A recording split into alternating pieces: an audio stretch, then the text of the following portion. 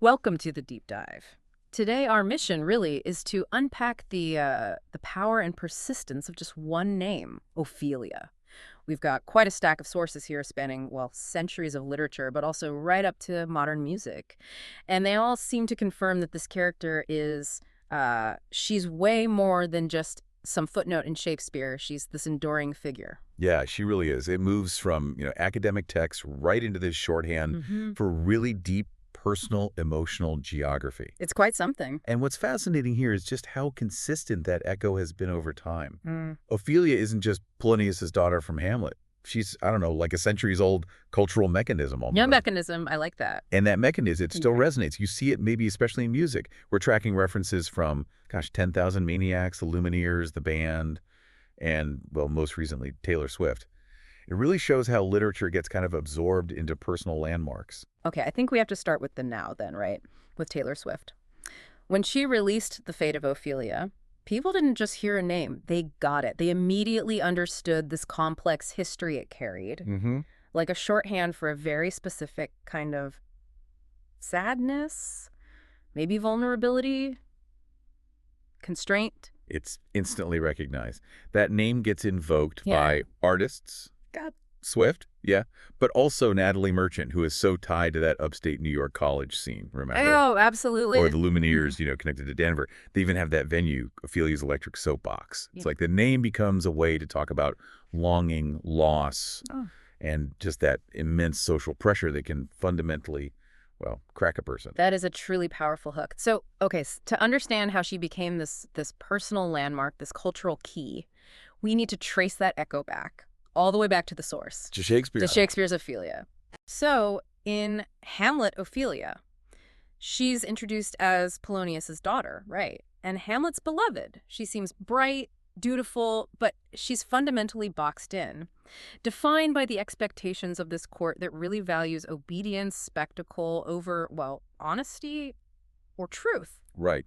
Her world is pretty much determined by the men who command her father, her lover. She's caught between these conflicting duties. And the moments that musicians, that artists keep coming back to, they seem to land right in Act 3 and Act 4. First, you get that devastating shift in the nunnery scene, that really harsh public confrontation where Hamlet just rejects her. It completely jolts her sense of self. It's brutal. And then after her father's killed, she comes back to court, seemingly unhinged, singing bits of old ballads, handing out flowers. Okay, but here's where it gets really interesting.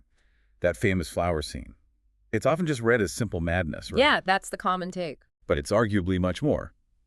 It's a highly intricate coded speech from someone who's been denied the ability to speak plainly. Her actions are anything but random. She's giving out specific, highly symbolic flowers to specific people in the court. Okay, walk us through that specific language, because this detail feels critical, doesn't it, to understanding her, maybe her attempt at agency. It's essentially a public indictment, but delivered through, well, plausible deniability. She hands out rosemary, that's for remembrance. Yep. Pansies for thoughts. Okay, fine. But then the meaning sharpens. It gets critical. Fennel and columbine symbols for infidelity, ingratitude. Then rue for sorrow and repentance. Daisies for false love. And violets for fidelity that's withered and died. She's basically airing the court's dirty laundry right in front of them. Wow. Using the only language they can't really punish her for. Apparent madness. That's brilliant. But Yeah. I mean, if she's forced to use coded language, isn't that still a kind of silencing? And maybe are we kind of retroactively giving her agency when the play itself still denies it, especially with that ambiguous death? That is the core tension. You're right. The court just dismisses her critique as insanity. It lets them off the hook, shifts the blame, and the tragedy ends with her death, described offstage by Queen Gertrude, remember. A branch gives way, Ophelia sinks. Offstage, yeah. We don't see it. And Shakespeare leaves that crucial gap. Accident or choice. That ambiguity is exactly what pulls us in generation after generation. The court called her mad, sure, but modern readings, they tend to highlight that this wasn't just weakness. It was harm built into the system, the constraint, the erasure she faced. And that harm, that specific visual of a beautiful young woman overwhelmed by forces bigger than herself, that's what launched her, wasn't it? From just a character in a play to this global cultural icon. It really took off in the 1700s. Artists started seeing her not just as a person, but as this striking image, beauty and grief all wrapped up. We see it so clearly with the Romantic painters, and especially the pre-Raphaelites, right? Those artists who seemed almost obsessed with romanticized grief. They really fixed her image in our minds. Absolutely. Millet's painting is probably the most famous. They captured her visually, suspended between life and death, surrounded by water, those symbolic flowers. That look became the definitive image of female suffering in Western art for a long time. But that visual focus, it also drew some pretty significant critique, didn't it? It's hard to ignore the argument that, well, Victorian tastes sometimes just turn genuine trauma, real mental distress, into decoration, an aesthetic object. That's exactly the pushback. Were they truly empathizing or just admiring the beautiful suffering? Modern scholarship, though, has definitely shifted. The focus now is much more on trying to restore her agency, analyzing that coded language we talked about, understanding the politics that really narrowed her world. What's fascinating, though, is that even when critics push against that romantic drowning image, the name itself, Ophelia, it's never lost its power. It's still everywhere. It hasn't, not at all. In the 20th, now 21st century, Ophelia remains this kind of cultural key. You see her name, her story used in photography, indie films, even internet aesthetics.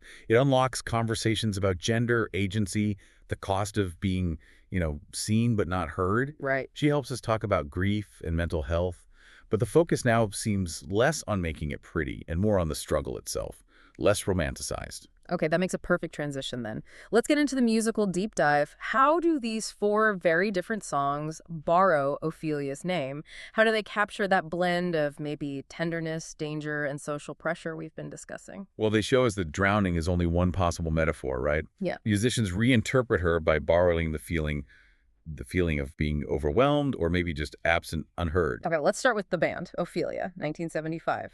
Musically, it's such a brilliant contrast. You've got that bright horn fanfare, that almost joyful New Orleans groove. That bounce. Yeah. But underneath, you have Levon Helm's voice, just full of this earthy ache. That bounce on top.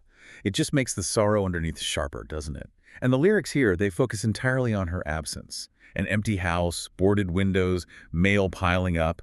The narrator is pleading, asking where she went. She becomes a mystery, defined only by what she left behind. So disappearance replaces the river. She's gone, but we don't know how or why. Exactly.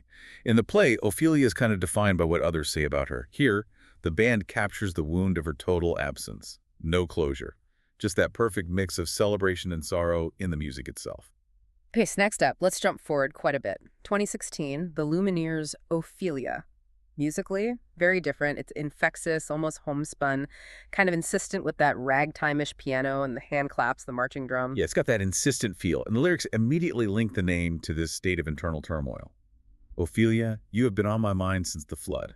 The name itself becomes like a current, a force pulling the singer off balance. So where Shakespeare's forces were external, pushing on Ophelia, here the Lumineers have the singer being pulled by her, by the enchantment, maybe the weight of that beauty or attention. I think that's the core reinterpretation, yeah. It explores the price of enchantment, where this overwhelming desire, maybe fame, maybe love, becomes a dangerous, almost destabilizing force itself. And you mentioned the Denver link earlier. Right, with the venue, it makes it feel grounded. It does. Then we have Natalie Merchant's Ophelia from 1998, which for a lot of people I think was the gateway into this whole Ophelia thing. The musical setting is quite different again. Chamber textures, a very measured tempo. It feels almost like she's telling a somber folktale. And what Merchant does lyrically is, well, it's brilliant. She gives us a different Ophelia in every single verse. A nun, an outlaw, a mystic, a saint, a performer. So Merchant isn't seeing Ophelia just as a victim. She's actually flipping the script, using the name to show her as a container for all these possibilities, for agency. Absolutely. Instead of being silenced or confined by that single role the court gives her in the play, the name Ophelia becomes this vessel for endless potential selves. It's the direct critique, really, of how culture limits roles, especially for women. It tries to return the voice, the complexity, the choice that the play's constraints denied her. That's a powerful reframing. And finally, Taylor Swift. The Fate of Ophelia. This feels very intimate, doesn't it? A careful, dynamic build, moving from almost a private diary voice to something much more public by the end. The strength here, I think, is that first-person perspective. The narrator is speaking as Ophelia or an Ophelia figure, pulling in that imagery, the flowers, the water, but crucially, the watchers. The River and Flowers definitely nod back to Shakespeare. But the modern twist is the surveillance, the fame aspect. Exactly, the lens of fame, of being constantly watched. So the danger isn't just heartbreak or grief. It's being watched, interpreted, analyzed until your actual self just thins out, disappears under the weight of the gaze. What? Swift uses Ophelia to talk about mental strain in a culture that, well, it rewards spectacle. It constantly demands performance, even in suffering. It connects centuries of symbolism right into an immediate 21st century feeling. So, okay, we've traced her from the coded language of, Renaissance drama all the way through these paintings, and now into modern commentary on fame and mental health. Why? Why does this specific cultural echo still ring so loudly? I think Ophelia sticks because the feelings she carries are just still so relevant. People still get talked over. They still wrestle with mental strain, with pressures that feel overwhelming.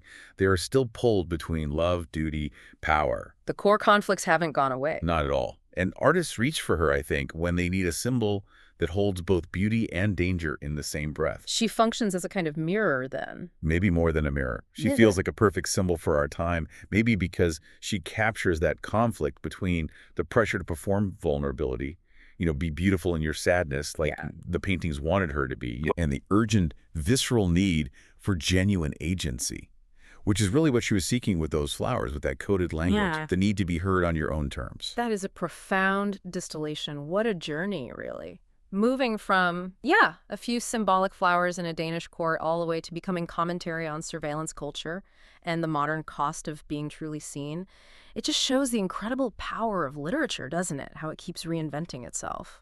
It really does. And maybe a final thought for you listening. If you encounter the name Ophelia, maybe it's in a headline, maybe on a street sign, or maybe just scrolling through your own playlist and you feel something resonate, your own memories, or maybe a sense of longing light up, you're experiencing the power of that cultural echo. It is definitely still ringing. So maybe take a moment.